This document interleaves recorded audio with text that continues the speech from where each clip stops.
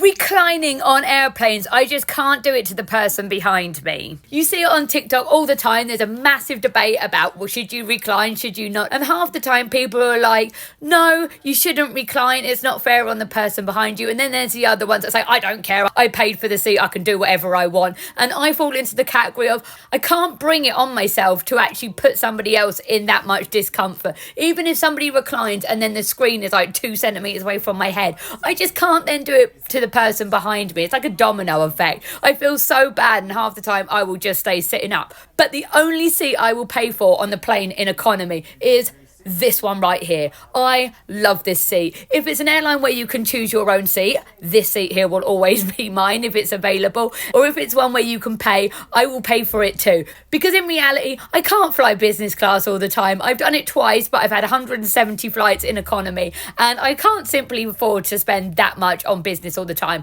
But I will pay for this seat, especially if it's a night flight. So here's a look at my next flight to see what it already looks like. So I'm going to Taiwan at the end of the year, and the flight from Heathrow to Taipei is 13 hours in one direction and it's 16 hours on the way back. And this is the seat map for the flight home. So I have already paid for my seat for the flight going out because it doesn't leave Heathrow until 9:30 at night. So I have booked this one here in the back corner. My favourite seat is the one that's in the front cabin. So on the bigger aircraft, when the cabin is split in economy, so you get this front section and then you get like a galley with a toilet and then you get the back section. I always go in this corner against the wall, or even that corner. That one over there is fine as well. But I will always go in this section that is against the wall because then you can recline. There's no one behind you. Some people have said that these ones don't recline, but every single time I've done it, it's always reclined. It's always been absolutely fine. Sometimes you don't always get an overhead cabin space, so sometimes the crew use it, or sometimes there's not one even there. You have to use a different overhead locker,